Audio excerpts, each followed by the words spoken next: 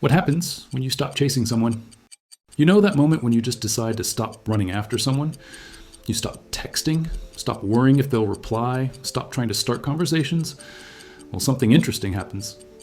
And no, it's not just on your side, it affects the other person too. The Stoics taught that the desire to be liked by others makes us prisoners. The irony?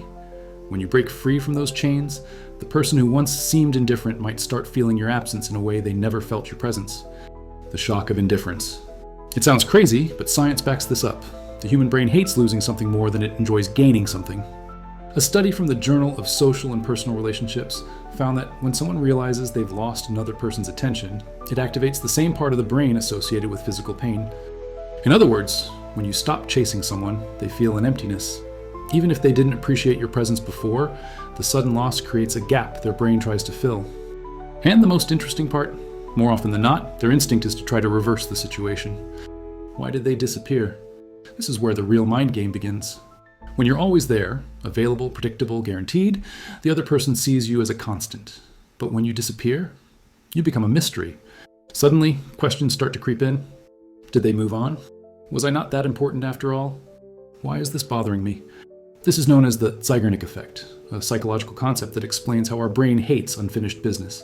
When someone loses your attention without a clear ending, their mind fixates on it, searching for answers. The power of indifference. Marcus Aurelius, one of the greatest Stoic philosophers, once said, "What is within your control? Only your actions and thoughts."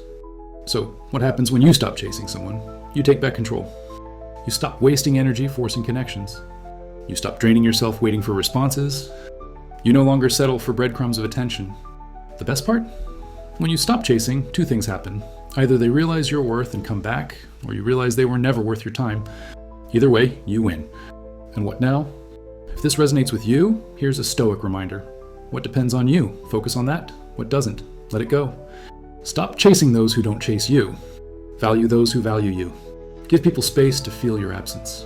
If it's real, they'll come back. If they don't, even better. It means you were holding on to someone who wasn't worth it. Want more insights like this? Follow our page, Now Dare to Know.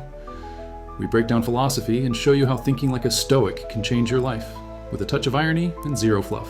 Dare to know. Dare to live.